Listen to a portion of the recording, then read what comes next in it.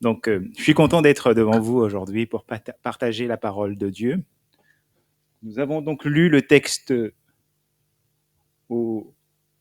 à l'évangile de Luc, au chapitre 3, versets 32, 23, oui, versets 32 à 43. Donc, pour commencer, nous allons essayer de situer un petit peu ce passage. On est dans le contexte de la crucifixion, qui est un supplice infligé au temps de l'Empire romain, un supplice utilisé pour châtier les criminels. Alors, cette pratique revêt une dimension de souffrance atroce et inimaginable. Il s'agit d'aborder le crime d'une manière dissuasive. Il y a là un haut degré d'humiliation. C'est un moyen de torture et de mise à mort terrible. Les crucifiés, paraît-il, pouvaient rester suspendus des heures dans une lente agonie. Vous l'avez compris, il s'agit donc de la crucifixion de Jésus-Christ. On a voulu l'humilier au maximum. On a voulu qu'il meure de la mort la plus honteuse. Rappelez-vous de ce qui est dit dans le livre de Deutéronome, dont on peut apprécier aujourd'hui, avec le recul, le caractère prophétique. Maudit quiconque est pendu au bois. Telle était la situation de Christ. Et il est dit dans Ésaïe 53, il était semblable à celui dont on détourne le regard. Ça nous laisse imaginer le degré d'humiliation qu'a subi le Seigneur Jésus-Christ. Cependant, quelle que soit la cruauté liée à la crucifixion, on peut dire qu'il s'agissait du plan voulu par Dieu le Père, et que ce plan prédéfini était sur le point de s'accomplir, comme le Père l'avait planifié. C'est le plan déterminé du Père, c'est le plan souverain qu'il a déterminé de manière souveraine. Alors attention, ce n'est pas un plan de secours, comme si Dieu avait été pris au dépourvu par la chute de l'homme et qu'il fallait rapidement rattraper le coup. C'est le plan prévu par Dieu avant même la création du monde. C'est une prédiction qui commence pour nous au tout début du livre de la Genèse, au chapitre 3, immédiatement après la chute. Lorsque Dieu s'adresse au serpent et dit « Je mettrai inimitié entre toi et la femme, entre ta postérité et sa postérité. Celle-ci t'écrasera la tête, tu lui briseras le talon. » Puis nous avons à travers la Bible toute l'histoire qui se déroule avec cette visée téléologique qui mène à ce moment capital, la croix.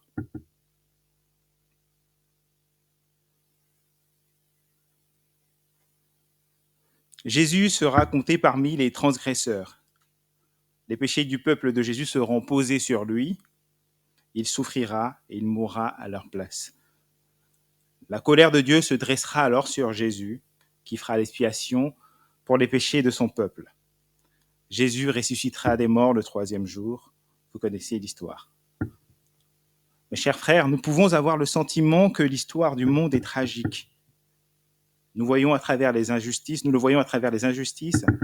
les guerres et les atrocités de tout genre qui existent, qui perdurent, et ce, malgré les efforts que nous déployons tant bien que mal à les combattre.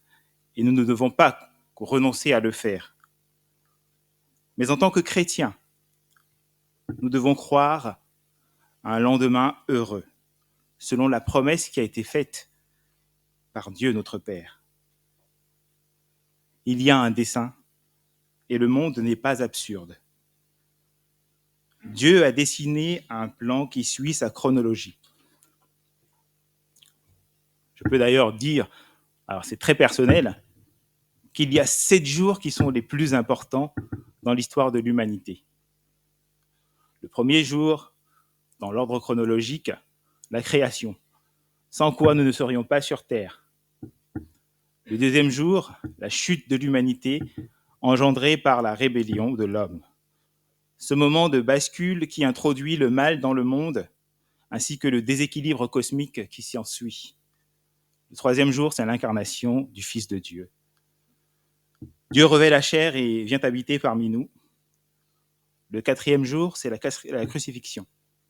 Ensuite, le cinquième jour, la résurrection. Le sixième jour, le don du Saint-Esprit avec la création de l'homme nouveau par le souffle du Seigneur. Et enfin, le septième jour, le jour du Seigneur, le jour de son grand retour. Ce grand et merveilleux jour où sur la nuée, tout œil le verra. Nous avons tendance à oublier ce jour, le jour du retour du Christ. Nous devons y croire fermement parce que Jésus reviendra et nous attendons ce jour avec impatience, car il fera toutes choses nouvelles.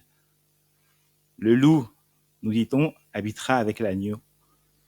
Toutes les injustices seront effacées et nous vivrons dans un royaume de paix et de justice. Revenons un petit peu à notre texte. Il s'agit donc de la crucifixion de Jésus. Mais Jésus n'est pas seul. Il est entouré de deux brigands, l'un à sa droite, l'autre à sa gauche. Il s'agit plus précisément d'un dialogue entre trois mourants, Jésus et les deux brigands. Nous allons focaliser notre attention sur les deux brigands, car nos agissements sont souvent semblables aux leurs. Ils nous représentent, nous, les hommes, en quelque sorte. Nous verrons que notre attitude est semblable soit à l'un, soit à l'autre brigand. Nous allons examiner aujourd'hui et nous allons voir, premièrement, l'avertissement donné à l'orgueilleux qui résiste à Dieu, et ensuite, la grande espérance montrée aux pécheurs coupables. Nous verrons qu'il n'y a que deux réponses à donner à Jésus. Et ces deux réponses sont devant nous aujourd'hui à travers la représentation de ces deux hommes. Chacun de nous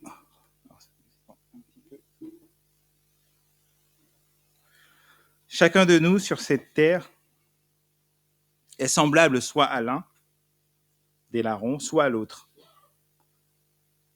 Donc dans le texte de Luc, nous l'avons lu, l'un des malfrats crucifiés insulte Jésus. Dans certaines versions, on parle de blasphème, de moquerie. Merci. N'es-tu pas le Christ? Sauve-toi toi-même et sauve-nous. Ce n'est pas un homme qui se tourne vers Jésus avec foi, dans un questionnement sincère. On dénote le ton moqueur, accusateur même du propos. Le sauve-nous non plus n'est pas un acte attestant d'une attitude de foi, mais un acte qui accuse, qui demande des preuves face à une affirmation, la messianité de Jésus. Nous sommes en face d'un homme qui a vécu sa vie entière sans Dieu, reniant toute révélation qu'il a reçue. Oui, chers frères et sœurs, tout le monde a une révélation de Dieu, ou en recevra une au moins une fois dans sa vie. Cela est dit dans l'Épître aux Hébreux. Certains la recevront par la création, en y voyant dans la création la main de Dieu, la puissance divine. Seulement, souvent, ils la suppriment, la rejettent dans leur justice, et ils commencent à adorer la création plutôt que le Créateur. C'est peut-être le cas de notre mauvais larron. Il a peut-être eu une révélation de Dieu, je ne sais pas. Mais là, assurément, il en a une plus grande, qui est manifeste. Dieu incarné se tenant près de lui. Et il continue à s'enfermer dans son rejet et son blasphème. S'il y a une quelconque sincérité dans cet homme, s'il y a quelque chose de vrai, c'est son désir d'échapper à la mort. il ne veut pas mourir. Et tel un opportuniste, il saisit les circonstances qui s'offrent à lui. Dis donc, si tu es le Christ, alors descends et fais quelque chose. J'ai ouï dire que tu faisais des miracles, mais qu'attends-tu donc pour en faire un qui nous sauverait? Vous savez, il n'est pas rare que quelqu'un qui renie toute existence de Dieu et qui tout à coup se retrouve lui-même face à une situation périlleuse, une situation pour laquelle il n'y a pas d'issue et qui est complètement hors de son contrôle, il n'est pas rare qu'à ce moment précis, il s'écrie à Dieu, demandant son aide. Et pleinement conscient cependant, dans son cœur, qu'il ne s'agit que d'un réflexe de survie qui n'a rien à voir avec la personne même de Dieu. Et au moment où Dieu le sort de ses turpitudes, du danger qui le guettait, qu'il retourne ensuite vers le péché qu'il affectionne tant. Dans cette situation, Dieu n'est rien de plus qu'un moyen d'arriver à ses fins. Mes amis, dans ce cas de figure, il ne s'agit pas d'une foi qui sauve, mais nous sommes face à quelqu'un qui ne veut pas recevoir le juste châtiment de ses crimes. Nous avons affaire à quelqu'un qui ne s'interroge pas sur sa propre responsabilité, qui ne s'examine pas et qui rejette sans cesse la responsabilité de ses actes sur les autres. Ce n'est jamais sa faute. C'est toujours la faute des autres. Ou alors, c'est la faute de la société.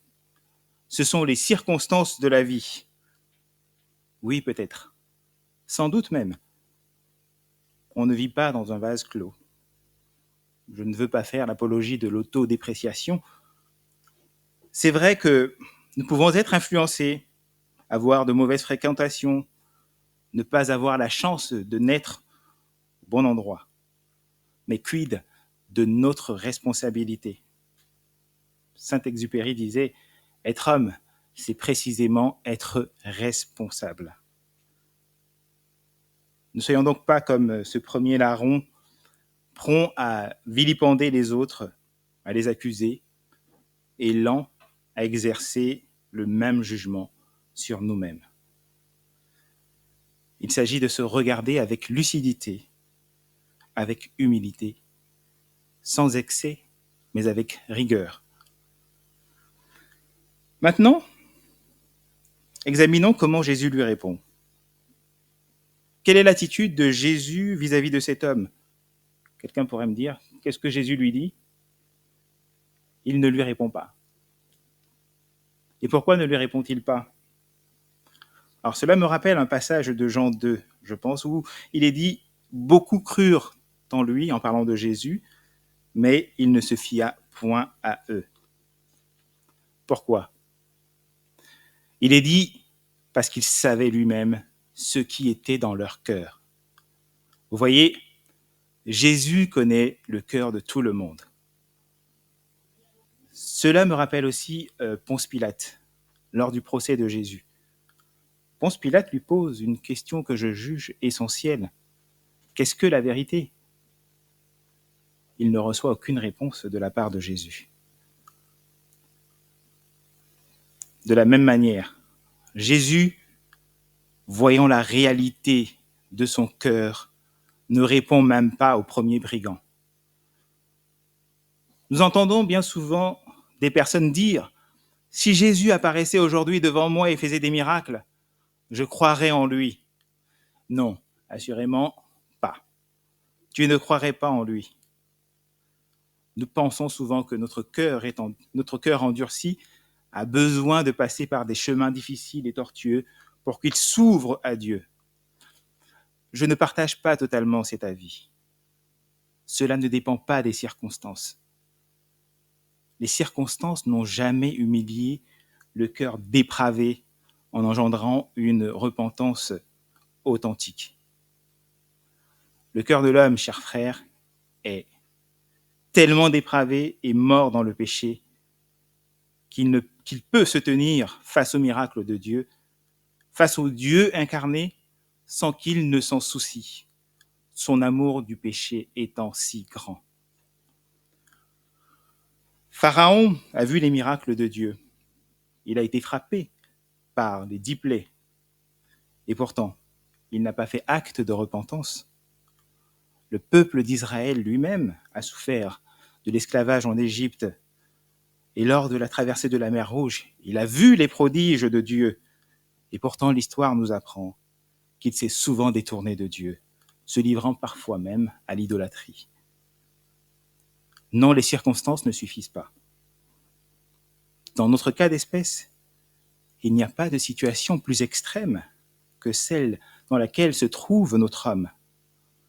Là, il est cloué sur un bois, et dans quelques instants, des soldats s'approcheront de lui pour frapper ses jambes. La mort est imminente. Je ne connais pas de situation plus difficile, et pourtant, son cœur reste dur, endurci et fermé. Il ne veut pas, et il est incapable de se détourner du péché qu'il aime. Je voudrais le redire, la circonstance à elle seule n'a jamais engendré la repentance et la foi. Mes amis, à nous chrétiens et à ceux qui sont en réflexion et qui n'ont pas encore ouvert leur cœur à Christ, je voudrais dire ceci avec amour et tendresse. Notre salut est extrêmement important. Et indépendamment de notre conception de Dieu, chaque être humain n'a rien à perdre, mais tout à gagner, de donner une opportunité à Dieu, de se révéler à lui et d'entreprendre une relation de foi avec lui. Pour cela, nous devons véritablement ouvrir notre cœur à la discussion, mais en gardant à l'esprit que nous nous adressons au Créateur. Ceci est valable pour moi en premier. Avant de nous intéresser au deuxième brigand, je souhaiterais que quelqu'un lise, peut-être quelqu'un qui a une Bible, dans Matthieu chapitre 27 et le verset 44. Verset 44.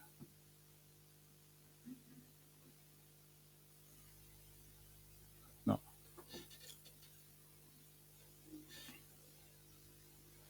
Les bandits crucifiés avec lui l'insultaient de la même manière. Merci.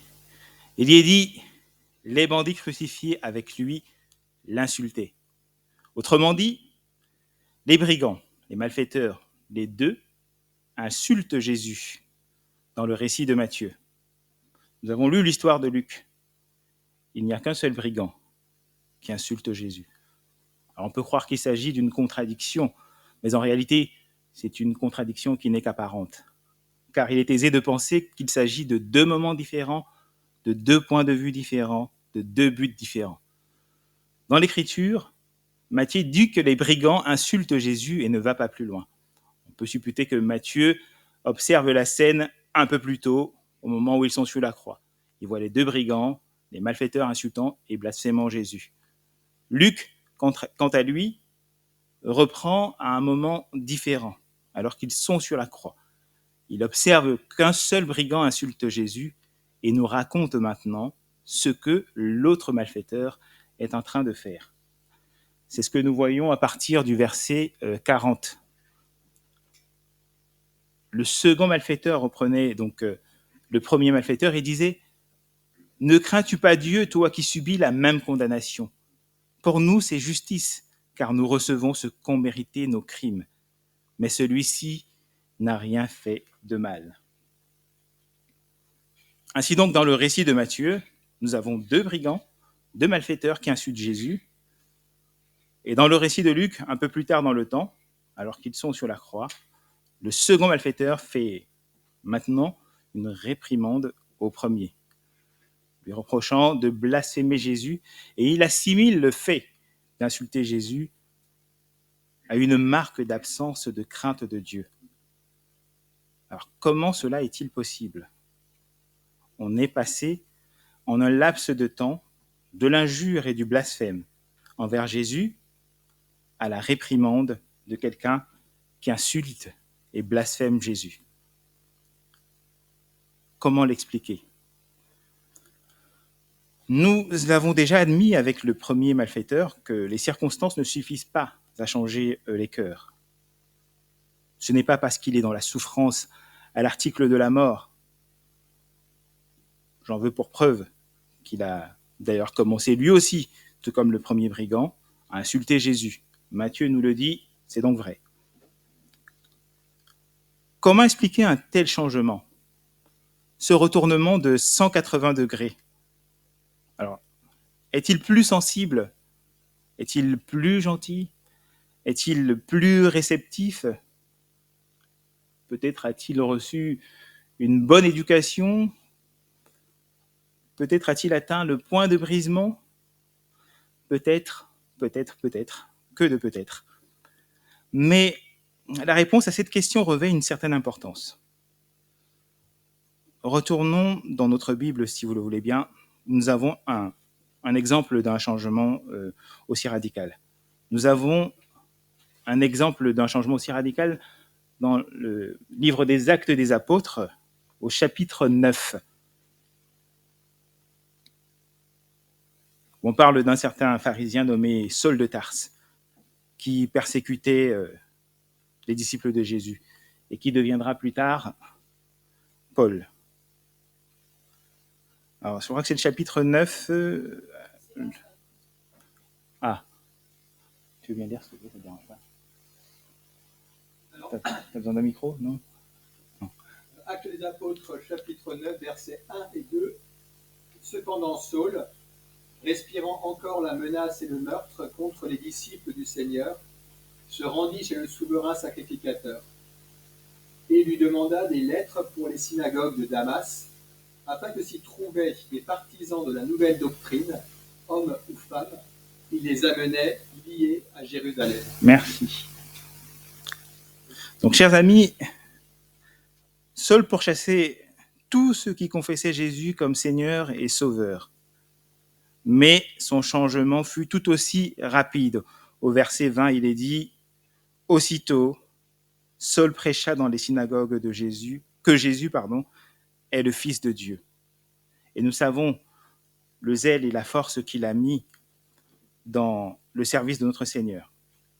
Il y a donc un changement de mentalité, un changement de direction, un changement de paradigme, un changement de pensée, un changement de vision. Ça s'appelle la repentance. Continuons avec notre second voleur. Il dit encore, nous sommes condamnés et notre condamnation est juste. Autrement dit, il est convaincu de péché. Il accepte sa condition de pécheur et il reconnaît ses péchés et il les confesse. En d'autres termes, il cesse de chercher des excuses et de minimiser son péché. Il ne cherche plus de bouc émissaire pour ses péchés. Il confesse sa culpabilité et se déclare digne de mort. Continuons d'avancer avec notre homme. Il dit, celui-ci n'a pas péché pour Jésus, et que... Alors, qu'est-ce qu'il dit précisément? Tu peux me le relire? Tu peux remettre, s'il te plaît? Luc.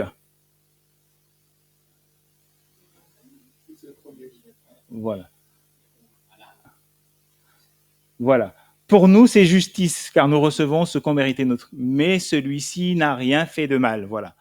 Celui-ci n'a rien fait de mal. Donc, il confesse sa culpabilité, mais il reconnaît la justice de Jésus. Il reconnaît l'absence de péché de Jésus. Il voit la justice de Jésus. Comment le savait-il? Comment cette révélation lui parvient-elle?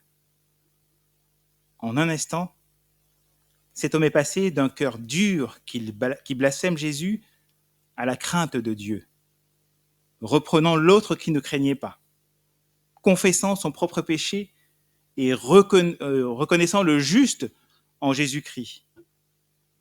C'est comme si il était aveugle et que dès lors, il pouvait voir.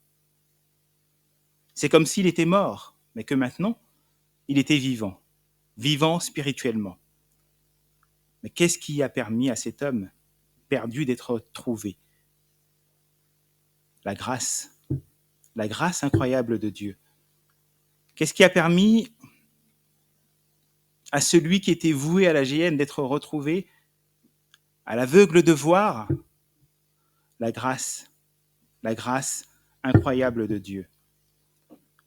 La grâce, chers frères et sœurs, n'est pas seulement ce qui nous sauve du châtiment de notre péché, mais la grâce est aussi ce qui nous éveille pour voir notre péché et contempler le Sauveur.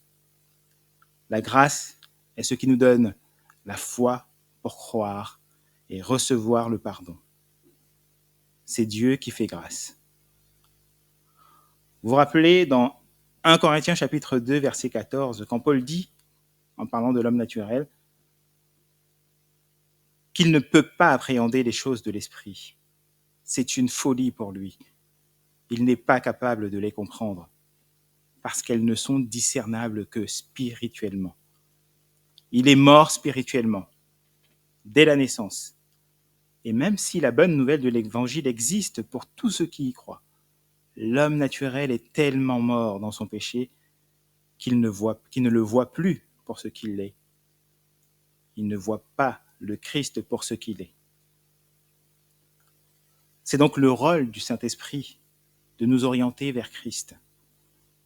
Nous avons besoin de l'action du Saint-Esprit pour voir ces choses spirituelles.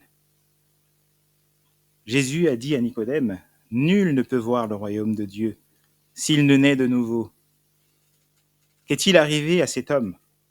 Eh bien, il est mort dans ses insultes, dans ses blasphèmes, dans ses moqueries vis-à-vis de Jésus. Et il est né de nouveau en tant qu'adorateur de Christ par l'action du Saint-Esprit. Quand Dieu donne la vie spirituelle, il nous attire à lui par son Fils. Nous sommes éveillés par l'Esprit et nous recevons des yeux pour voir notre péché, pour voir notre besoin de Jésus et considérer son sacrifice comme étant complet et suffisant. C'est exactement ce à quoi nous assistons ici. L'action du Saint-Esprit qui dirige le regard du brigand vers Jésus. Notre bon larron n'a aucun mérite. Tout à la gloire de Dieu. Et c'est donc guidé par l'Esprit qu'il dit ensuite à Jésus, « Souviens-toi de moi quand tu viendras dans ton règne. » Il reconnaît que le royaume du ciel appartient à Christ, mais il croit aussi que Christ, que Jésus peut se souvenir de lui, d'un pécheur comme lui. Il a la foi. Se tourner vers Jésus pour le pardon des péchés est un acte de foi. Alors, si toute la gloire revient à Dieu, me direz-vous, je n'ai donc plus rien à faire pour mon salut. Je n'ai plus qu'attendre que le Saint-Esprit agisse et que ma vie soit transformée. Eh bien non. Dans l'Évangile, il y a quand même un commandement, une injonction qui nous est formulée. Repentez-vous et croyez. Autrement dit, reconnais ton péché, apporte-le à Jésus et crois qu'il est capable de te rendre plus blanc que neige. Jésus n'a pas répondu au premier brigand, n'est-ce pas? Il a pour autant répondu au second. Voyons ce qu'il lui a dit. « Je te le dis en vérité, tu seras avec moi dans le paradis. » C'est sans doute le verset qui donne le plus d'espoir pour les pécheurs comme vous et moi. Nous pouvons penser que ce n'est pas juste car cet homme fait partie de la pire espèce qui puisse exister. Il a vécu toute sa vie dans le rejet de Dieu et a passé sa vie à prendre plaisir dans le péché. Comment donc Jésus peut-il se tourner vers lui et lui accorder le pardon et plus fort encore, lui promettre le paradis? Un seul mot, la grâce infinie. Oui, Dieu justifie l'impie. Ce voleur est un pécheur. Il n'a rien fait pour son salut. La seule contribution qu'il apporte sur la table avec Jésus, c'est son péché. Aujourd'hui, l'impie sera dans le paradis avec le juste. Voilà la justice de Dieu. Jésus prend pour lui le péché du brigand, puisqu'il souffre et meurt pour son péché, et transmet le mérite qu'implique le fait que Jésus, lui, est juste. Il le transfère aux pécheurs. Ça, c'est l'expérience que nous avons. La base qui fait que Dieu nous accepte tout comme il accepte le brigand, c'est le sang versé et la justice de Jésus. Alors la justice de Jésus, c'est qu'il est déclaré juste. Notre salut n'est pas basé sur notre performance, mais sur la performance d'un autre, Jésus-Christ. L'évangile est gratuit. Nous sommes sauvés. Nous devons donc nous laisser transformer, devenir cette nouvelle personne qui abhorre le péché, même si nous sommes encore tentés par lui et qui aime Jésus. Nous devons naître de nouveau. La grâce de Dieu est incommensurable. Elle coule plus profond qu'aucun péché. Ayons donc l'assurance de notre salut. Soyons heureux avec cette vérité. Il ne s'agit pas d'un manque d'humilité de dire « je suis sauvé, je suis sûr de mon salut ». Ce n'est pas un orgueil déplacé, car nous ne lions pas cette joie, nous ne lions pas cette vérité à notre performance, mais à celle de Jésus, notre Dieu. Je voudrais, pour finir, m'attarder un petit peu sur le caractère de Jésus dans le passage que nous avons lu et mettre en lumière que nous avons vraiment un Dieu d'amour. La première chose que Jésus fait, c'est qu'il demande le pardon pour ceux qui l'insultent. Il dit « Seigneur, pardonne-leur car ils ne savent pas ce qu'ils font. » Même dans la souffrance de la croix, alors même qu'il est cloué et agonise, pour le brigand, il a le cœur tourné vers lui. C'est assez remarquable, car vous savez, le corps humain, quand on est en souffrance, quand on est malade, quand on passe des épreuves, la tendance naturelle du corps humain, c'est de se refermer sur sa souffrance. Cependant, ici, Christ a toujours le regard tourné vers sa brebis, le brigand. Jésus n'est pas comme les autres. Il est vraiment ce qu'il dit qu'il est, le bon pasteur. Nous pouvons donc lui faire confiance. Il ne lâche rien. Il est véritablement le bon berger. Je ne peux également pas m'empêcher de penser que le cœur du Père, lui aussi, était tourné vers le Fils. Le Père a lui aussi donné du réconfort à Jésus. En tout cas, j'aime à le penser, dans le fait de savoir que sa mort ne serait pas vaine et que déjà, elle produisait du fruit en la personne du premier acheté, celui que nous appelons le bon larron.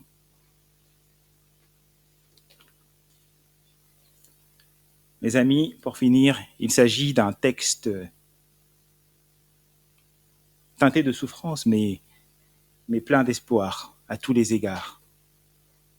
Car je pense que grande fut la joie au ciel. Grande fut la joie de Christ, malgré la souffrance sur la croix. Car une brebis a été retrouvée. Et Jésus nous invite à nous réjouir avec lui. C'est à cette joie que je vous exhorte. Et si tu es, toi aussi, comme le second brigand, Jésus te dit, je suis prêt à porter ton fardeau si tu me fais confiance. Amen.